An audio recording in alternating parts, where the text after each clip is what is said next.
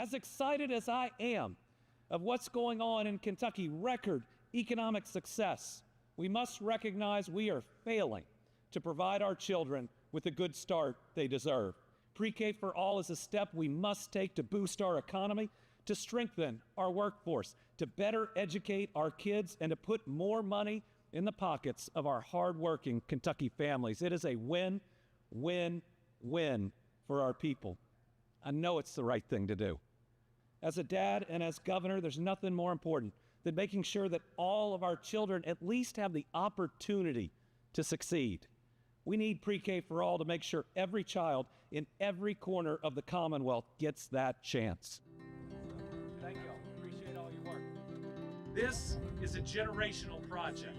It takes a tremendous amount of planning and coordination to make it happen. We know just how important these projects are as we build our new Kentucky home. That's why I made this project a priority for my administration. And as someone who has roots right here in Western Kentucky, I couldn't be more excited about the opportunities this is going to open for this region. This is our chance to leave a special legacy. Our kids, our grandkids, and our great-grandkids are going to have more shots of pursuing any dream they dream of in Kentucky than any generation before them. To these families today, it's really good to be here, and it's good to see your families doing well. I hope you feel like today is the beginning of a new story, a good and happy story. You are not alone. We will always be here with you. Scripture tells us, I alone know the plans I have for you, plans to bring you prosperity and not disaster, plans to bring about the future you hope for. Welcome home.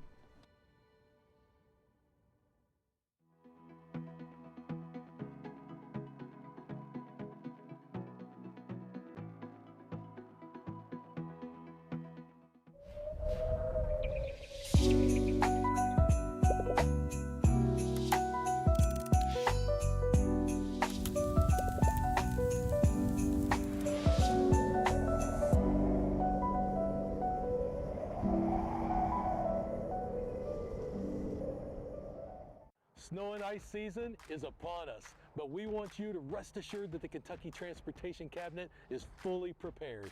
You can see this pile of salt behind me. Salt is extremely important in lowering the freezing point of water, so we lay it down so that it takes that snow and ice on our roadways and starts to break it down so it keeps our roads safe and clear of snow and ice. We have liquid materials on hand that we use as well, salt brine and calcium chloride, as well as the new product that we'll start using this year. The salt brine we'll lay down before an event a lot of times, and we'll also use it to pre-wet our salt. So if you see trucks out ahead of an event, if it's sunny 24 to 48 hours ahead of time and it's not going to rain or ice or anything before the snow arrives, that's our salt brine. And then we use the calcium chloride to pre-wet our salt when pavement temperatures go below 25 degrees, so it helps our salt continue to be effective at those cold temperatures. Our crews have been working since October to train and to get their trucks ready and to get everything calibrated and ready to go so that when the snow falls, we'll be ready to make sure the Kentuckians are safe. We ask you to work with us because we're all in this together and we're all a team. So when you see our crews out on the roads, give them space to work. So if you got to be out at all during the event, please drive safe and drive smart.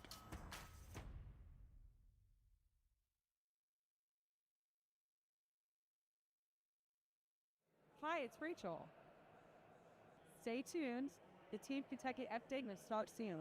I just heard that in 24 states and Puerto Rico, there are Humana groups going out and helping their communities, but nobody does it like Louisville. Nobody does it like Kentucky. Thank you for being a shining example for this country and this world. Thank you all very much. Have a great day.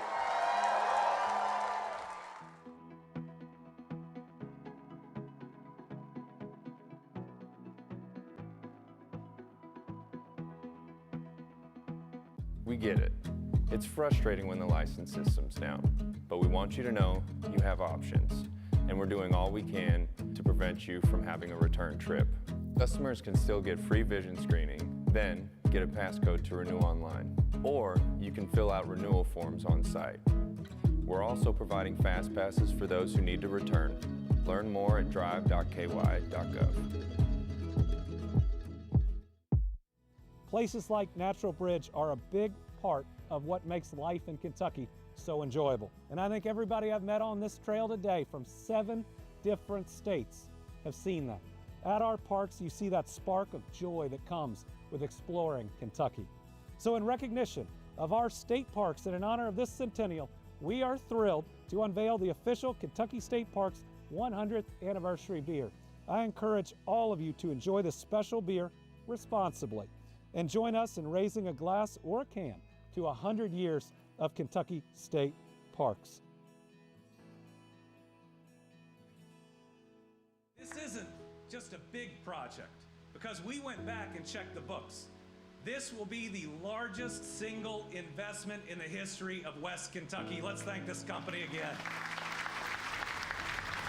It's going to bring the Paducah Gaseous Diffusion Plant back to life now. With America looking to supercharge emerging technologies like AI once again, it's us, it's our Commonwealth and our workforce that's being asked to step up for this nation. This is the story of Kentucky. The energy produced from our lands and from the sweat of our hard-working people helped grow our nation into a global economic powerhouse.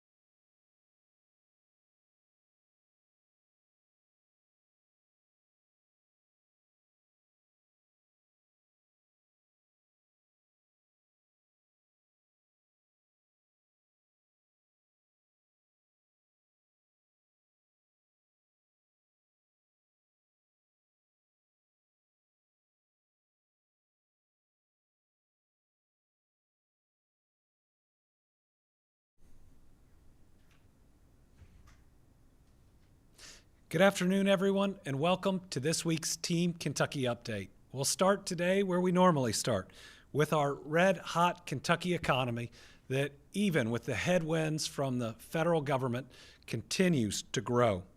Already in 2026, we're seeing new investments and new jobs as companies are making our Commonwealth their new Kentucky home, where speed to market is fast, business costs are low, and our workforce is second to none.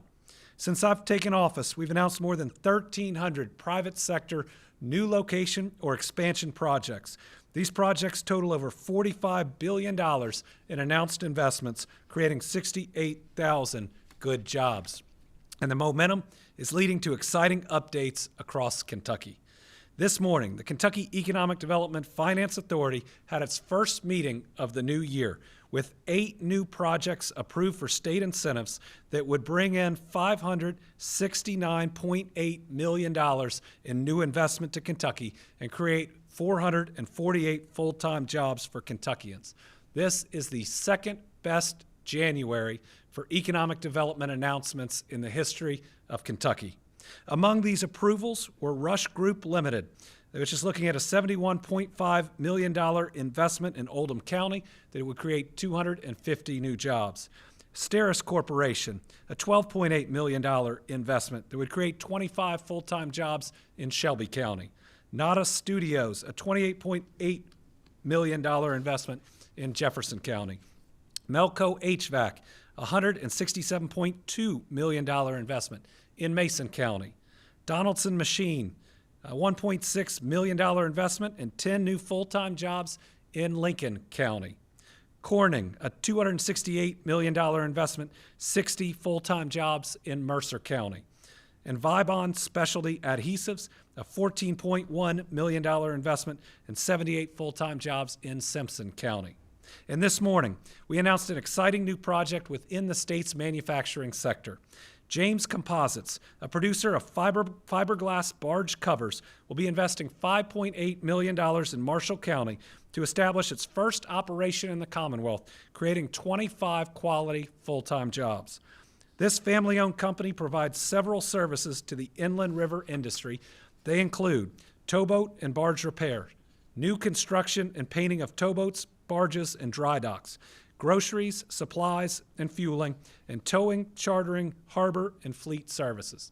The 25 quality jobs the project will create means an opportunity to improve the lives of 25 Kentucky families.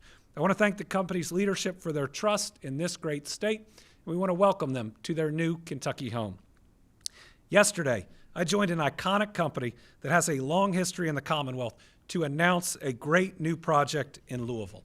GE Appliances is establishing the company's first ever in-house water filter manufacturing operation at its Appliance Park headquarters. The operation is another major project stemming from GE Appliances' ongoing $3 billion new investment in American manufacturing that it's going to make over the next 5 years. The new line created 30 new jobs with the potential to expand further with additional water filter manufacturing lines. I want to congratulate the team at GE Appliances on this major step towards what will be their first ever water filtration manufacturing operation. This project coming to Kentucky reflects our leadership in manufacturing and our strong and skilled workforce. For those that want to be real proud of Kentucky, you ought to listen to the speech that GE Appliances CEO Kevin Nolan gave. He said he was at a conference and a CEO from another state said, "We can't build things in America anymore." And Kevin looked back at him and said, "Well, you should come to Kentucky and see how we're doing it." That is a great ambassador for the Commonwealth. Congratulations to GE Appliances. There was another exciting project we got to celebrate yesterday in Louisville. The second was a ribbon cutting on a new 7,000 square foot facility for Wicked Technologies. Wicked solves the problems we don't always talk about. First with their bed sheets, and now with their new product, Wicked is keeping their momentum going. They're helping people not just in Kentucky, but around the world. Allie, the leader of Wicked, plays an important role in Kentucky's startup scene and is a great example of taking an idea and turning it into a reality. She started her career as a child therapist before taking a risk. She bet on herself, and she is very successful. In Kentucky, we work hand in hand with businesses like Wicked because we understand that while we love these big announcements with 100 or 200 new jobs, most of the new jobs created in Kentucky every year are created by small businesses. And so these jobs at Wicked are so important. Congratulations to Allie and the entire Wicked team. Okay, Kentucky, we've got more great news on our progress to provide safe medical cannabis to eligible Kentuckians. On January 1st, 2025, medical cannabis was made legal in Kentucky. And in just a little over a year, I'm proud to say we've launched every step of the process. From the cultivators, those are the folks that grow, to the processors, safety compliance facilities, and the dispensaries, we're making progress on all of them. Today, Kentucky cut the ribbon on the Blue Stage Dispensary in Nicholasville. And tomorrow, New Era Dispensary will open right here in Frankfort. Folks suffering from serious medical conditions like PTSD, cancer, multiple sclerosis, and more now have a safe alternative that can deliver relief. We currently have 3 dispensaries open with today's ribbon cutting, which will increase to 5 tomorrow. Also approved to operate, it'll increase to 4 tomorrow. 3 open as of today, 1 more opening tomorrow. Also approved to operate are 5 cultivators, 2 safety compliance facilities, 2 more dispensaries that are preparing to open, 9 licensees actively undergoing inspection. We also have more than 28,000 electronic certifications, 18,000 approved cardholders, and more than 510 registered practitioners. Our work is giving folks an opportunity at a better life with less pain and suffering. Okay, after a weekend of severe winter weather, we're continuing to work to clear roads, restore power, and help Kentuckians in need. While the snow and ice moved out of the state Monday, dangerously cold temperatures followed, and they will continue through the days ahead. And on Friday, we're expecting to receive more snow. It should be light accumulation, about an inch or less, but with the cold temperatures, it could prove problematic. Wind chills will be 5 below to 15 below Friday night into Saturday morning, so those cold temperatures continue to be dangerous. We need everyone to remain alert, but when it warms up during the day, when that sun comes out, definitely get outside, but be careful, bundle up, watch out for ice. I know everybody has been cooped up. We are going to have times during the day that it'll be okay to get outside and see the sun a little bit. We're still reporting 11 confirmed deaths, but our team is investigating the possibility of more. Last night, we confirmed the passing of a 55-year-old man in Livingston County. That was the 11th death. We're praying for all the families that have been impacted by this storm. Power outages. This is good news today. We're down to, I think now just under 6,000 outages. It was 6,080, but I think we have cut another 100 plus off of that. That's down from 73,590 at the height of outages on Sunday. That means 91% of all the connections have been restored for power. We still have 11,029 connections on boil water advisories. We have 530 Kentucky connections without water. 3 wastewater systems are under limited operations. The 2 hardest hit areas for power are Tri-County. We've got 364 linemen and women out there working. I think there's about 2,843 connections in that area that don't have power. The other one is South KY, 325 linemen and women working in the area, 2,815 customer outages. So if you add those up, I mean, that's a significant portion of the remaining folks that don't have power. Last night, over 893 people were in our warming centers across the state, including 86 at a Red Cross shelter. We still have 111 warming centers set up across the Commonwealth. We've lost too many people to hypothermia. We may have lost people to trying to heat their home in a way that's not safe. These warming centers are out there. We want to encourage people to go to them. Make sure you're safe over the coming days. There is one that is close to you. The site is linked across my social for those in need. It's also at kyem.ky.gov. To date, the Kentucky State Police has received 11,864 calls for service. They've conducted 513 wellness checks and responded to 713 requests for motorist assistance. State police continue to encourage Kentuckians to call 911 only in emergencies. KYEM has conducted 356 rapid needs assessments from the calls that they've received. Their number for unmet needs is on the screen, 502-607-6665. Now for our roadways, which were seriously impacted from the ice and snow accumulation across the state. State highway crews remain on duty, especially in the hardest hit areas. They are along the western Kentucky and Bluegrass parkways. They're at areas that have received more ice than snow, like Todd, Christian, and Muhlenberg counties. They still have some primary routes packed with ice. Grader and plow work continues there and on secondary routes in the regions to break up ice and the hardest of packed snow. Grader operations are also taking place in Fayette County, including Georgetown Road, Harrodsburg Road, the inner loop of New Circle Road near Old Frankfort Pike, and Winchester Road, and on I-64 in Clark County. That area got pretty icy. Crews made progress yesterday on secondary back roads with the remaining snow cover in many western and central Kentucky counties yesterday, and expect to make more progress today. To give you an idea of how much work they've done, since Friday, state and contracted plow crews have tracked 793,000 miles of plowing. And again, I said it the other day, before anyone says we don't have that much roadway in Kentucky, they're doing roads multiple times. That's just how many miles they have been out there working and working and working on the roads. That's enough miles to circle the earth more than 31 times. They've been working pretty hard. Current traffic closures, this was as of about an hour ago, include I-64 East in Shelby County at mile marker 39. All lanes were blocked due to a commercial vehicle tanker overturning. The spill's contained. There's a detour via exit 35. KY 1156 in Madison County had lanes blocked due to ice near the intersection with Kentucky 169. Kentucky 15 in Letcher County at mile marker 2.6 has all lanes blocked due to a water main break. US 45 at mile marker 9.3 has a water main break.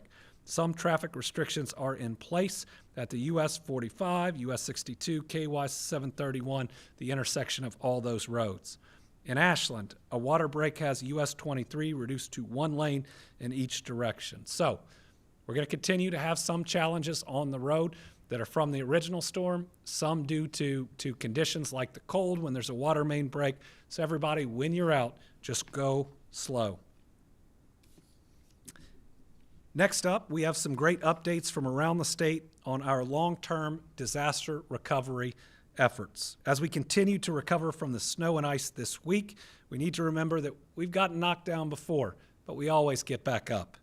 Let's start in Floyd County, which was flooded in 2021, 2022, and last year too. In 2022, after the floods, I stopped by the Floyd County Community Center. I shot basketball with the kids there.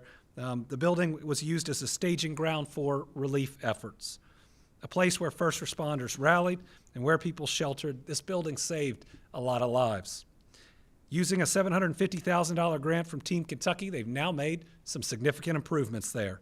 Now the center is reopened after renovations, and at the community center, Floyd County is hosting after-school programs that offer free Wi-Fi for kids.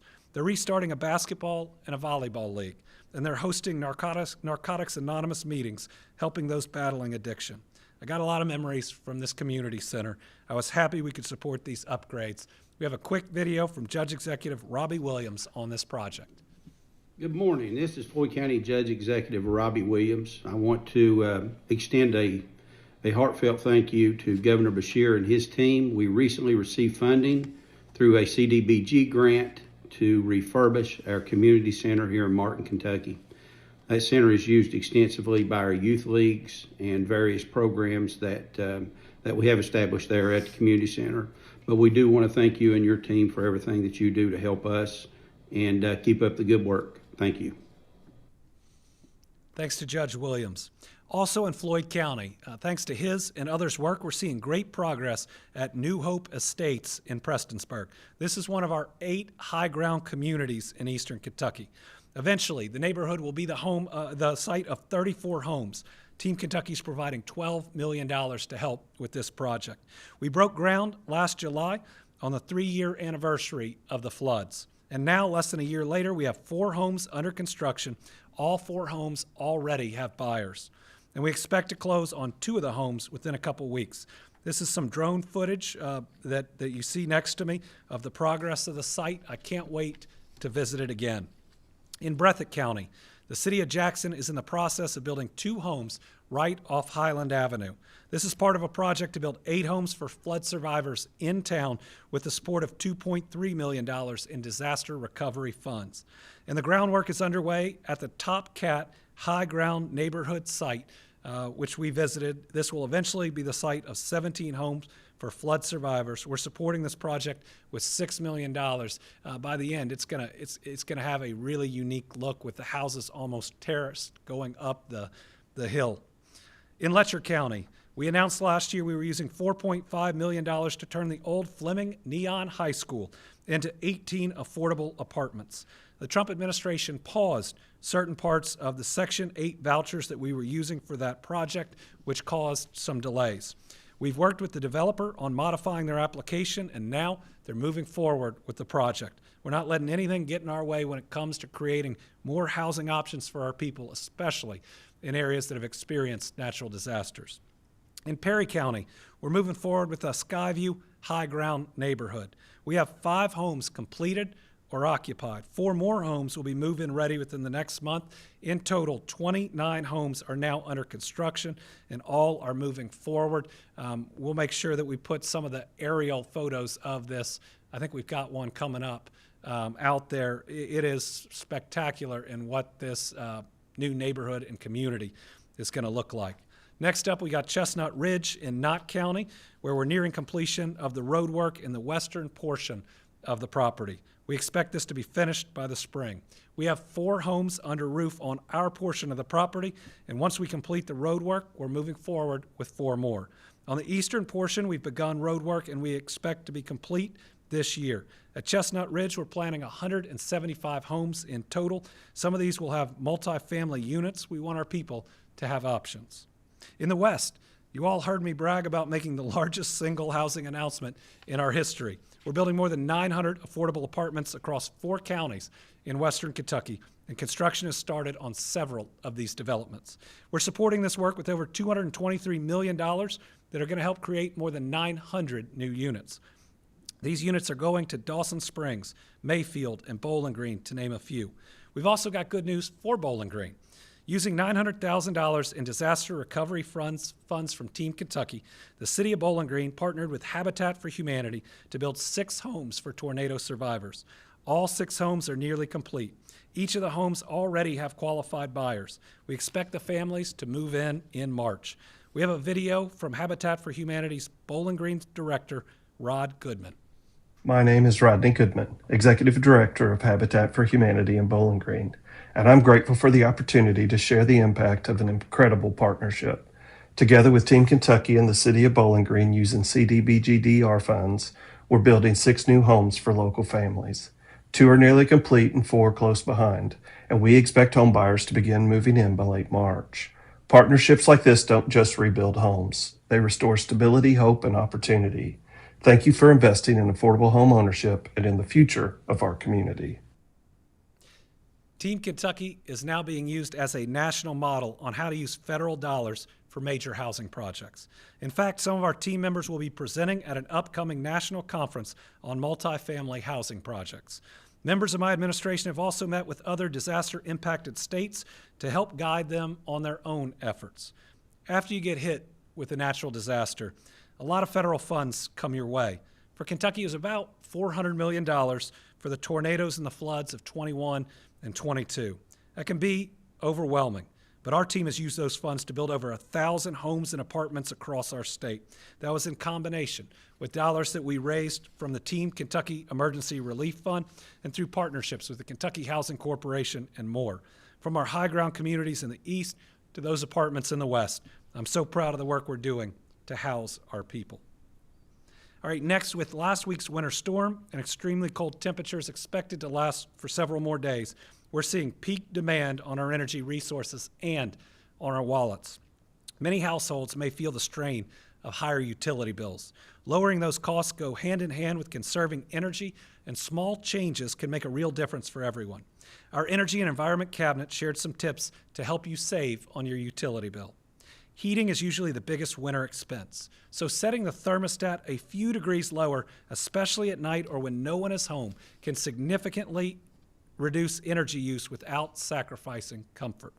Be mindful that everyday energy use adds up. Turning the lights off when not needed, unplugging unused electronics, and running appliances efficiently all contribute to savings over time. Regular maintenance of heating systems also helps ensure they run efficiently. Sealing and insulation matter. Drafty windows, doors, and poorly insulated spaces allow heat to escape, forcing your heating system to work harder.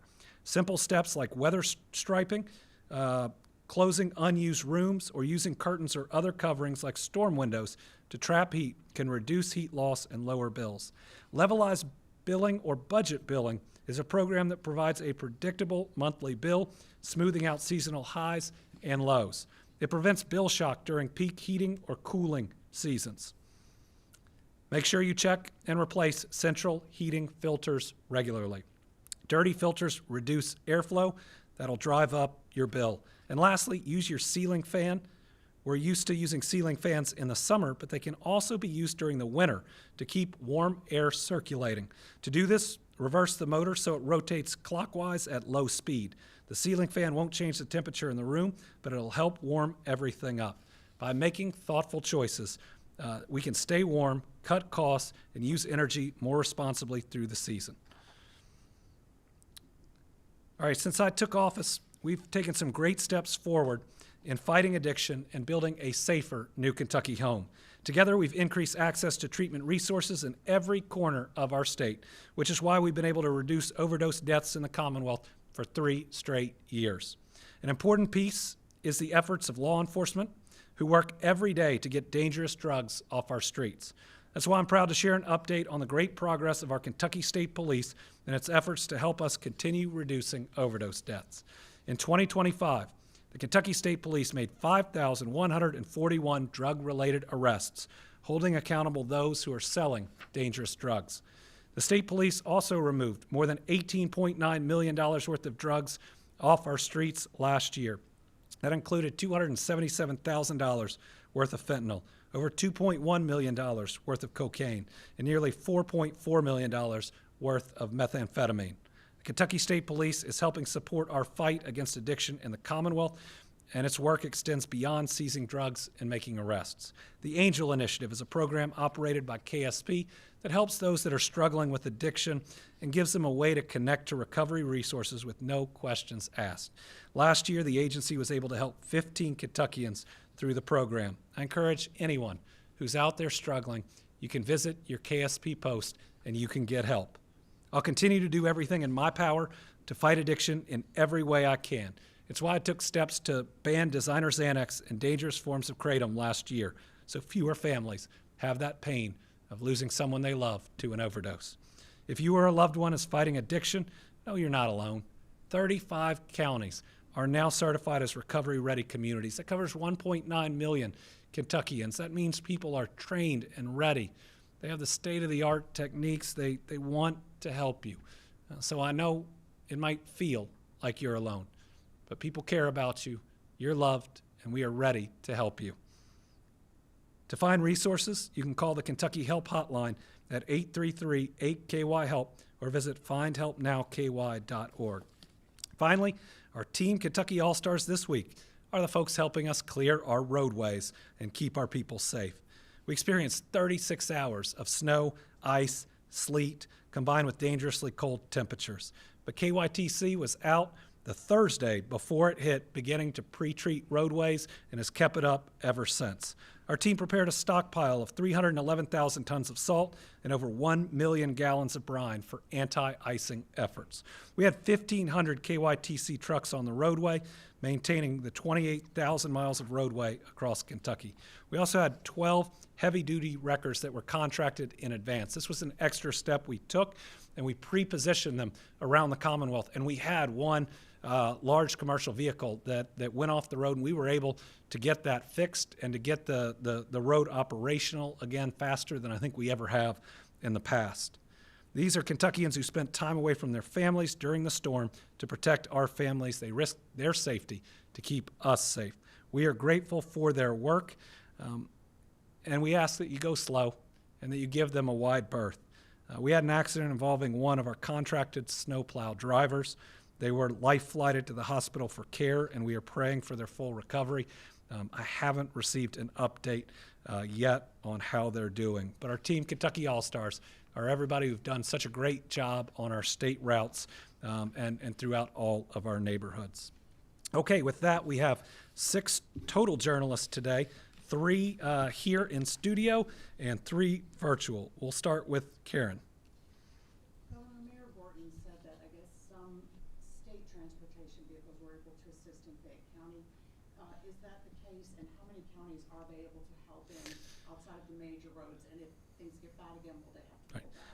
So the state of emergency that I filed had enough flexibility where starting, I believe it was yesterday, we were able to send extra snowplows and grinders to Lexington. I think they started at New Circle, but as you heard today, they're working on a lot of others. I believe they're there throughout the full day today, and that we have the resources to continue to help in Lexington. They are also working in specific areas that got hit hardest. Certainly the Allen, Barron County area with all the ice that they got. But I'm really proud, especially of our state group. The interstates were in good shape, but we did get a little lucky. The way the sun came out for 2 straight days got the temperature of the roadways warm enough, even though the regular temperature out there wasn't, for our salt and brine to be effective. Isaiah. Thank you, Governor. I had a question regarding Senate Bill 1. It was heard in committee. That's the power structure J.C. committee today. One senator called it academic genocide, what's happening in JCPS with some of the performance scores, specifically the schools. The own superintendent was there today saying, don't shift the power to me like that. We want to keep going the way things are. Let me improve this district. He's fairly new. What's your take on sort of this power structure bill and the efforts that are happening? So my belief is that decades ago, we made a decision that we should have local control with our school boards that should guide our education efforts in our communities. I believe the best solutions for Jefferson County, which faces challenges that no other county except maybe Fayette face with its size, the best solutions are going to come from within that county. We shouldn't have a state legislature that only legislates for one county out there, even if it's coming from right intentions of wanting to make sure that everyone gets the best education. But how about this? How about they actually fund pre-K? Because a lot of those students that are coming into JCPS are behind before they ever step through the doors. Pre-K for all would catch them up, would make sure that everyone walks into kindergarten better, ready to go. And all of the studies from, listen, even the Republican-led states like Alabama and Georgia show the major impact this can have. How about they raise teacher salaries so we can make sure we're getting the very best in the classroom? How about they better fund transportation that are out there? You know, the difference between my proposed budget and the House's proposed budget in terms of SEEK is almost $500 million. So if the legislature continues to shorten public education, then yes, you're going to find challenges and concerns in it. But I am really grateful for the leadership of the superintendent there, but also the school board. I think they're working together, and we want to make sure that we constantly have improvement. But it's not going to happen through a debate and constantly passing laws from House members and Senate members that aren't from Louisville. Their kids never went through that school system, and they haven't seen it firsthand. Lee.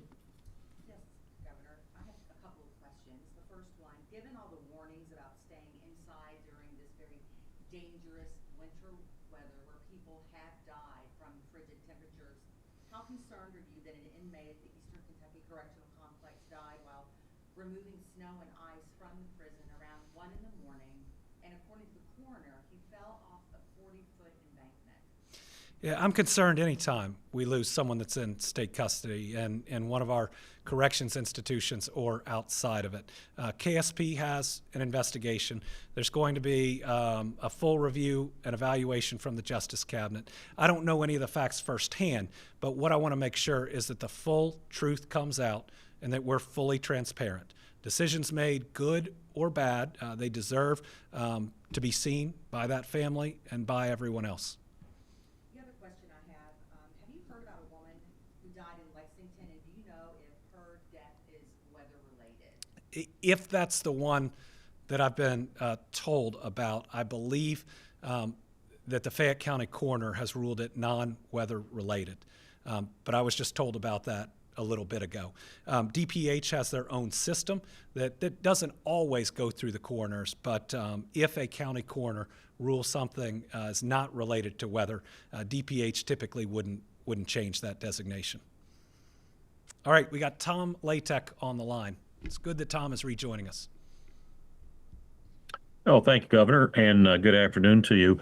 For the folks that have suffered losses due to the winter storm, what is the best way for them to begin the process to apply for benefits, either from FEMA or whomever is offering it? So we haven't been approved yet for either individual or state and local assistance from FEMA, but we have submitted the first set of paperwork, at least for the state and local assistance. And with the snowstorm, that's typically what you see. What I'd encourage people right now is to review your insurance information. Review your homeowner's insurance. Review your automobile insurance if you have issues there. We will see what we can apply for. I believe certainly on the assistance to cities, counties, and the state, which have very significant expenses in something like this, we will get a favorable ruling. The Trump administration and Secretary Noem have all indicated to us that they understand how massive of a storm that this was. Curtis Tate. Hi, Governor. Thank you. This week we learned that Century Aluminum decided to invest in a facility in Oklahoma instead of building an aluminum smelter in northeastern Kentucky that had been touted as the preferred site for that facility. And one of the reasons we think is because Oklahoma has cleaner, cheaper electricity. So just wondering, what could Kentucky do differently to avoid missing out on those kinds of opportunities? Yeah, economic development is an area where you win some, you lose some, and we've won more these last 6 years than ever before in our history.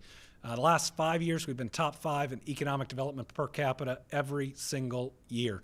That means better than 45 other states. We've had our first, second, third, and fifth best years in the last 5 years, and so we've won a whole lot more than we've lost. Nobody worked harder to get that Century Aluminum plant in Kentucky than me. I went up to D.C. 4 or 5 times to lobby for an award, a grant. It was $500 million to Century. Now, in their application, it said it was coming to Kentucky. And the Biden administration, when they were in charge, said if you have an application that says it's coming to Kentucky and you get points on the application that gets you the award saying you're going to send it to Kentucky, it has to go there. I don't know if the Trump administration has changed that since or if they're foregoing it. I would certainly have concerns of applying for something being in one place and then getting to take the money to another. We do need to continue to diversify our sources of energy production. Listen, companies that come always want the following in their energy. They want it to be affordable, reliable, and sustainable. And really in that order. They've got to hit the right price point to make sure that they can make a profit creating and selling their product. The lights always have to come on, but all of them want a more sustainable energy portfolio because their downstream customers want that too. Where they're exporting it to might require that. And so we need to continue. Now, I think there's been some major strides. Eastern Kentucky Power got a $1 billion grant from the federal government and are diversifying right now. They've got some really neat small hydro projects that we are testing out.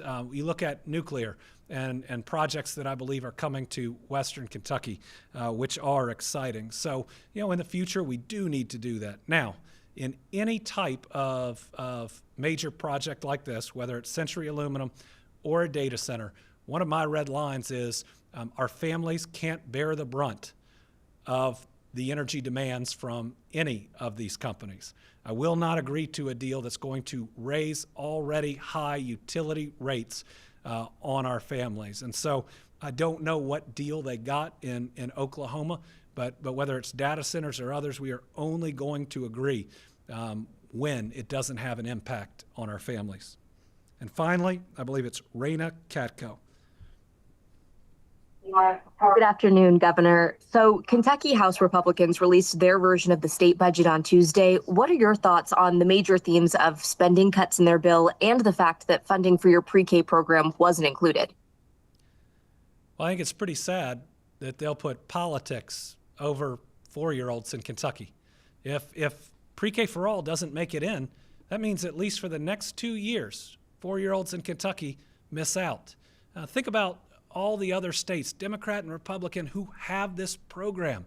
It means they're giving their kids a better start than we are. Half of Kentucky's kids aren't prepared for kindergarten. They don't know as many vocabulary words. Some don't know their colors. I talked to a kindergarten teacher that got 5 kids on their first day that weren't potty trained. Yet that kindergarten teacher is supposed to produce results. The other thing is that the current House budget, and they said they're going to change it, and I'll take them at their word, just doesn't show the same priorities as the people of Kentucky. The people of Kentucky understand the American dream starts with a job, but we don't have, at least in this version, any of the programs that we've used in the past that have been so important to secure new jobs.